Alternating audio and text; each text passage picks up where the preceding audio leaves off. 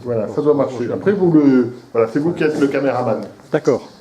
Donc en plus, on a un très bon caméraman. Donc encore une fois, moi je suis très content de venir vous voir. On fait beaucoup de réunions pour les patients, on se déplace dans tous les coins du Grand Sud, je dirais, Montélimar, je vais en Lozère, Minerville, enfin voilà. Donc au contraire, c'est très important. Le tissu associatif, et vous êtes représentant du tissu associatif, est quelque chose de très important en France.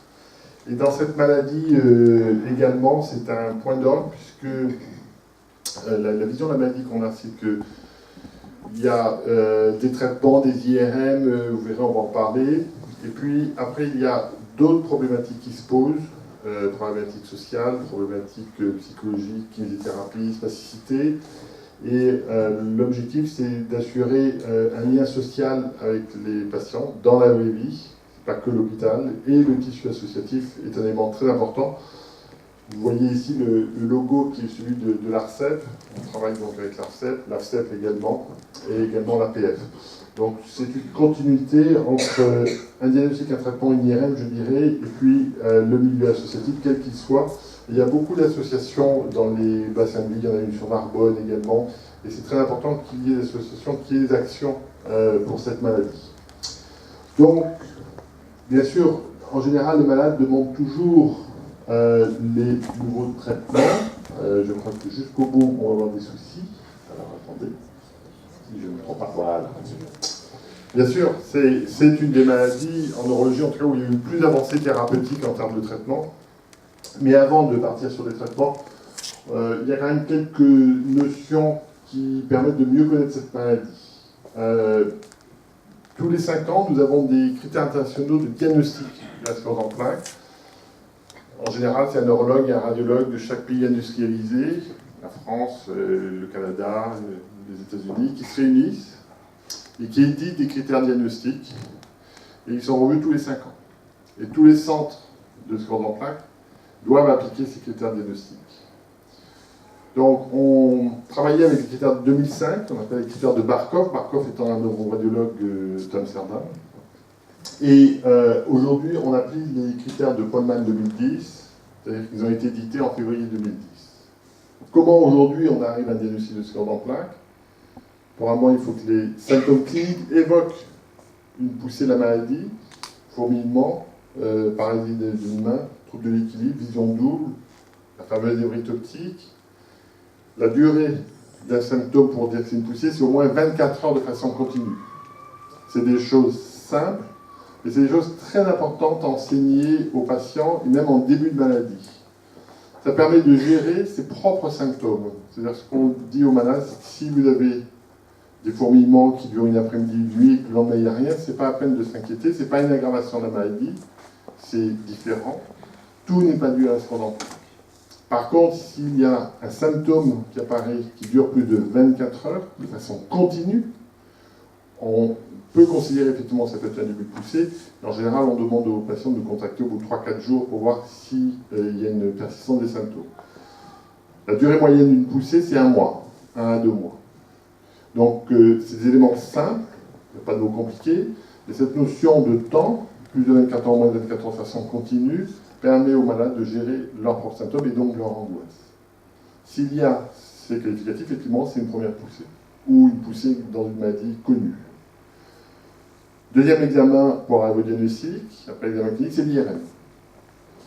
Et souvent, cette IRM, d'ailleurs, est demandée par des médecins généralistes. Fourmillement dans une main, le médecin généraliste demande l'IRM, puis là, il y a un petit moment de flottement, et on dit, ah, il faut peut-être aller voir un neurologue. Donc on voit la charge émotionnelle des patients qui démarrent la maladie, faire une IRM de genre, bon, ça peut être une hernie discale, ça peut être rien du tout, puis le médecin généraliste fait un petit peu la tête, et il dit qu'il faut aller voir un neurologue. Donc là, on commence à augmenter l'anxiété des malades. On est en début de maladie. Donc, on a tout un groupe de formation pour les médecins généralistes également, parce que lorsqu'on fait des enseignements des médecins généralistes, je pose toujours une question à la fin de l'enseignement, en disant, combien de sclérose en plaques vous suivez? Le nombre varie de 0 à 3. C'est-à-dire que des médecins généralistes peuvent, durant toute leur vie, ne jamais avoir vu de patients sclérose en plaques. C'est pas qu'ils ne sont pas compétents, c'est que c'est une maladie pas très fréquente. Nous, elle est fréquente, c'est notre cœur de métier, mais dans la population générale, tout le monde connaît, mais ce n'est pas une maladie très fréquente. et on ne fait bien que ce qu'on connaît. Et donc, on comprend la déstabilisation des patients en début de maladie et également des médecins généralistes quand le radiologue dit démyélisation, hypersignal, allez voir un avis spécialisé. Donc, l'objectif de former les médecins généralistes à connaître cette maladie leur permet de vous donner déjà un premier élément de réponse. Et donc, l'IRM est un examen extrêmement précis, c'est indolore. Il n'y a pas de danger à réaliser des IRM cérébrales sur vraiment cas exceptionnels. Il n'y a pas de rayon. Mais c'est un examen d'une précision majeure. Antivirus. Voilà. Et donc, les critères diagnostiques en IRM, c'est la présence au moins de 2 lésions inflammatoires. Quand on voit une IRM, eh bien, on va regarder ce qu'on appelle les hypersignaux ou les taches blanches. Ici, vous avez une IRM, c'est le même malade. Le cerveau, c'est gris. Et là, vous voyez qu'il y a un point blanc. Ce point blanc n'est pas normal. Et donc, sur ces points blancs, il y a différentes causes. Tout n'est pas dû à la sclérose en plaques. J'ai vu hier soir, une malade, un petit peu rapidement, pour une suspicion de sclérose en plaques, qui en fait, elle avait une IRM avec des taches, c'est vrai, mais qui étaient des taches qu'on peut voir dans la population générale, ce qu'on appelle, nous, des objets blancs non identifiés.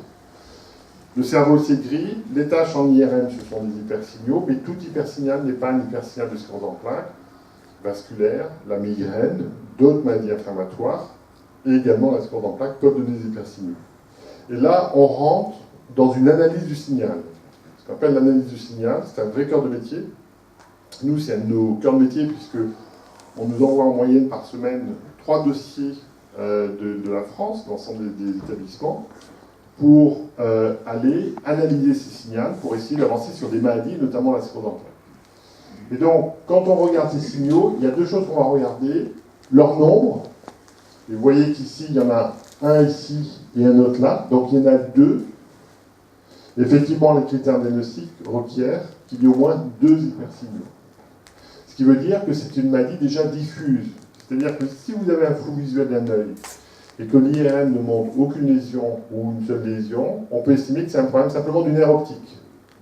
Mais si cette IRM montre déjà 2 hypersignaux, voire plus, ça veut dire que dans l'espace neurologique, sur un symptôme focal, vous avez déjà une diffusion, en fait, sur l'IRM de l'atteinte neurologique centrale. Cette maladie, elle est aléatoire, elle va aller se distribuer dans ce qu'on appelle l'espace neurologique central, qui comprend le nerf optique, le cerveau, la moelle épinière. C'est tout cet espace, car ce sont les mêmes fibres nerveuses, la fameuse myéline, qui va être potentiellement intéressé par la maladie. Donc ça ne donne pas l'atteinte du muscle, ça ne donne pas d'amyotrophie, par exemple, ça ne donne pas de maigreur de muscle. Donc il y a un respect de l'atteinte périphérique. Donc première analyse, c'est le nom, au moins 2 lésions inflammatoires, ce qu'on appelle nous la dissimulation spatiale, mais on peut être très bien diffus dans l'espace, mais pas dans le temps. C'est-à-dire qu'on peut faire un épisode dans sa vie neurologique et ne jamais rien refaire. Par exemple, une méningite. Une méningite, c'est purement neurologique. Mais c'est très rare de récidiver les méningites dans la vie d'un malade. Donc ce n'est pas une maladie chronique. Comment on va dire que cette maladie qui est diffuse au niveau cérébral central est également chronique? C'est l'apparition d'une nouvelle lésion sur une liane de contrôle ou des nouvelles poussées. Donc ces critères spatial au moins 2 lésions et temporel, apparition d'une nouvelle lésion dans le temps sur une liane de contrôle ou d'une nouvelle poussée, définit les critères diagnostiques de dissimulation temporelle et spatiale. Et définit la sclérose en plaques. Application pratique, on parle beaucoup moins de ponction lombaire. Certains ont dû connaître. Avec la précision de l'IRM, dans un nombre important de cas, on peut se passer de réaliser une ponction lombaire, qui est un examen qui n'est pas dangereux, la ponction lombaire, mais qui est toujours relativement agressif, douloureux. Et aujourd'hui, avec la précision de l'IRM cérébral, le plus souvent, on ne fait pas de ponction lombaire, on ne fait des ponctions lombaires que quand on a un doute sur le diagnostic. Deuxième point, on travaille sur un nombre très bas de lésions. Avant, il y a 10 ans, il fallait au moins 9 tâches. Donc on pouvait se tromper sur une ou 2 tâches, on avait 10 ou 20% d'erreurs. Avec les critères actuels, on travaille à 2 lésions.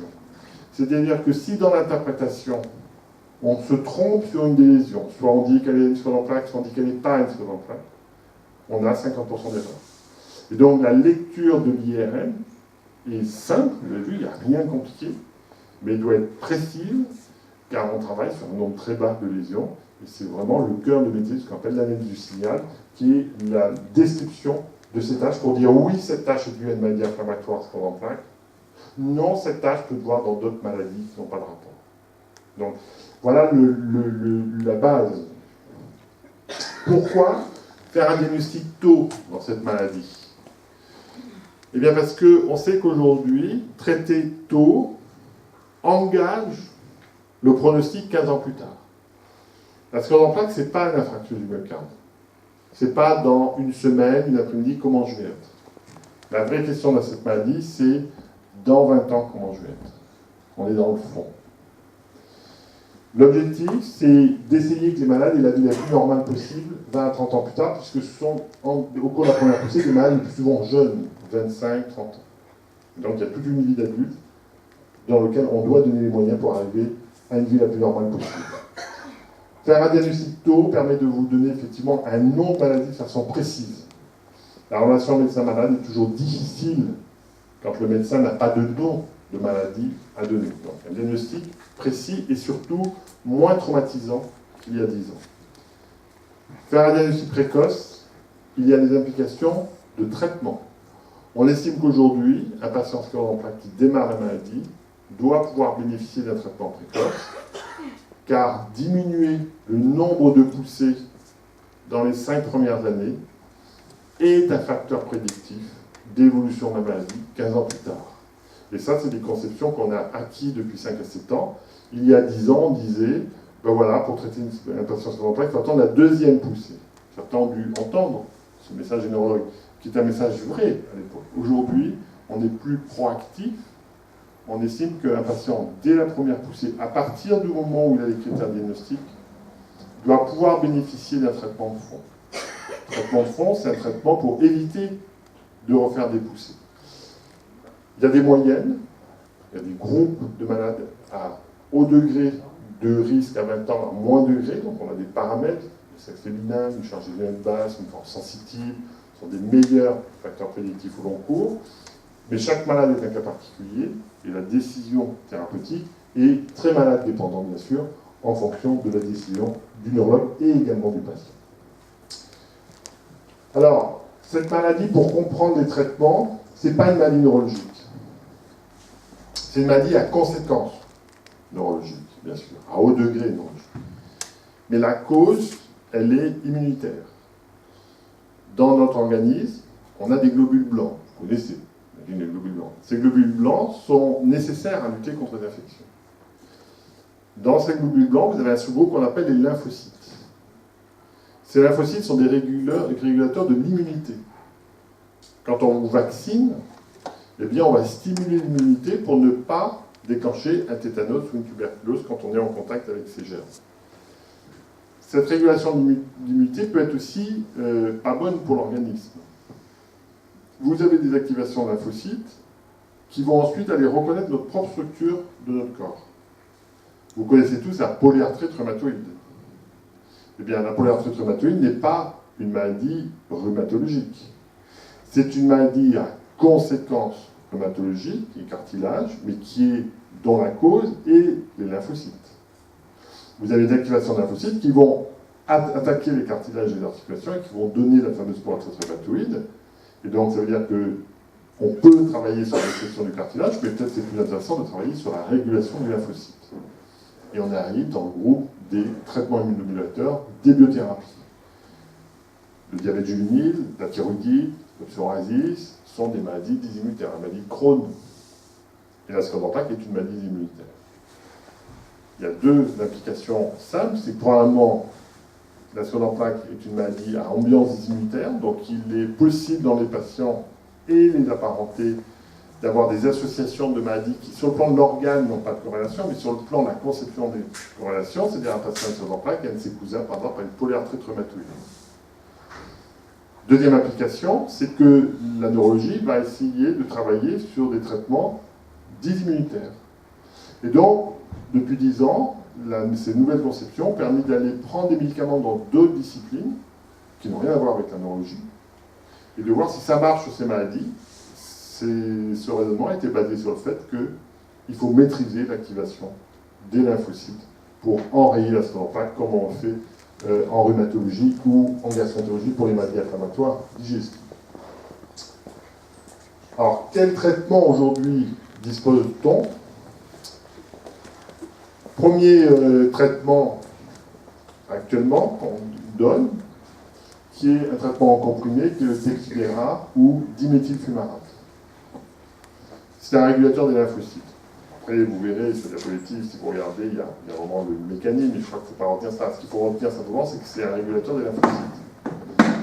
Mais ce fameux médicament, le diméthylfumarate ou Tecfidera, on l'a trouvé par hasard efficace dans la sclérose en plaques, parce qu'au départ, il était donné dans le psoriasis. Et donc, c'est exactement ce que je vous disais, c'est-à-dire qu'on prend des médicaments dans deux disciplines qui ont des maladies immunitaires, ici dermatologiques, et on va voir si ça marche dans la sclérose en plaques.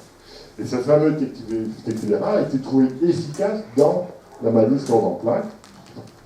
Actuellement, donc, on le donne en prescription régulière, il est vendu en pharmacie. À Château-Renard, la pharmacie Château-Renard a du diméthylfumarate ou Tecfidera. Donc ça, c'est vraiment il faut goûter ça dans notre pays industrialisé, d'avoir accès à des médicaments sur n'importe quel endroit du territoire, des médicaments rares et également, il faut le dire, coûteux.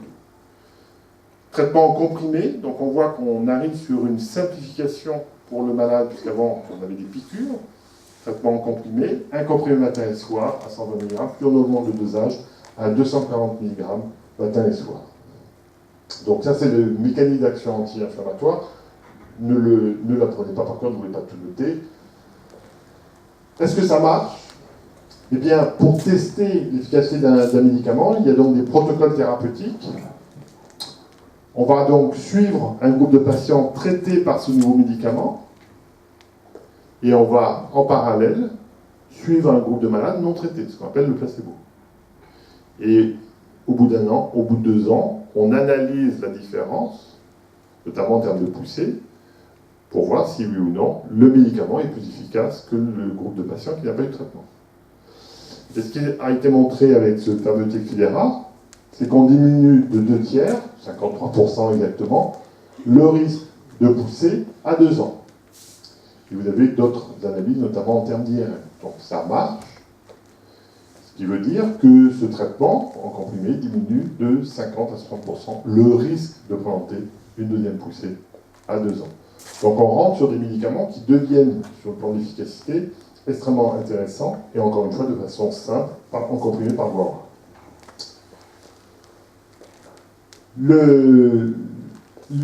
La problématique aujourd'hui de ce médicament, c'est des effets secondaires, donc vous les avez détaillés ici, avec quand même en moyenne un taux d'arrêt de 16%. C'est-à-dire que ça marche, mais ce n'est pas toujours bien supporté. Allergie, donc urticaire, troubles digestifs. Donc, 16% des malades sont obligés d'arrêter pour intolérance.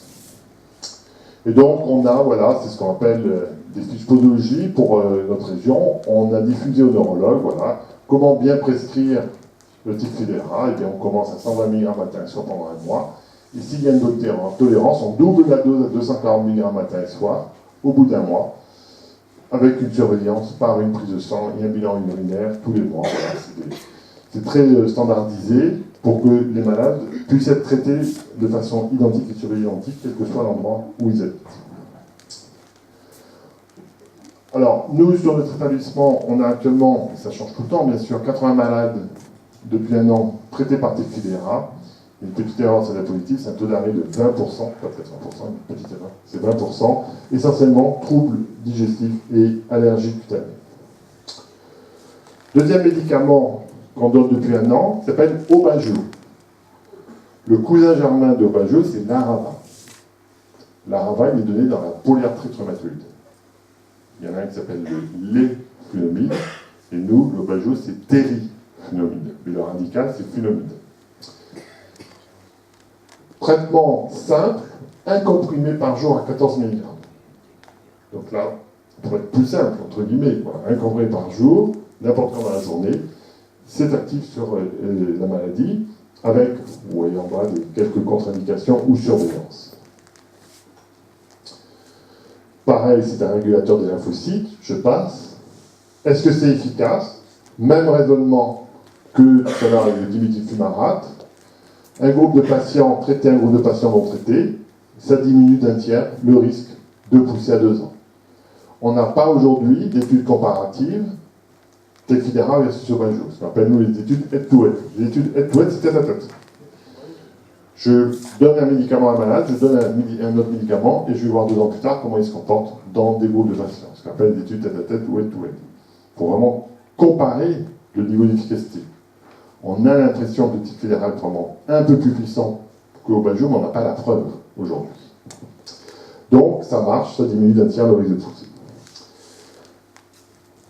Est-ce que ça marche comme les vieux traitements, entre guillemets, qu'on appelle les interférons? Donc, les interférons de type bêta, traitement donné dans la maladie depuis 1995. C'est vrai que dans les hépatites, on donne de l'interféron de type alpha, donc c'est du bêta, avec différentes modalités de prescription, injection subcutanéenne, intramusculaire, on ne va pas rentrer dans les détails, mais des traitements en piqûre. L'avantage des interférons, c'est qu'on les donne depuis 20 ans, donc on connaît bien, y compris leurs effets secondaires, ou le risque, qui est modeste. Mais par contre, la qualité de vie est moins bonne entre piqûre et un comprimé, et puis probablement dans le temps, il y a une petite perte d'efficacité des interférons. Et donc là, on a des études comparatives qui ont montré que Aubagio, le médicament à un seul comprimé par jour, est aussi efficace que les interférons. Donc on voit que les avancées depuis 2 ans, c'est plus simple, mais aussi efficace. Et donc, quand on voit des patients pour la première indication thérapeutique, je viens d'avoir une diagnostic sur contact, se pose la question d'un traitement de fond, on propose soit un traitement par voie orale, soit un traitement par piqûre. Et vous allez voir 2 tendances, des malades qui peuvent faire la qualité de vie, ça sera le comprimé, et des malades qui peuvent faire la sécurité d'emploi, qui vont choisir la piqûre. Et là, c'est vraiment maladie pour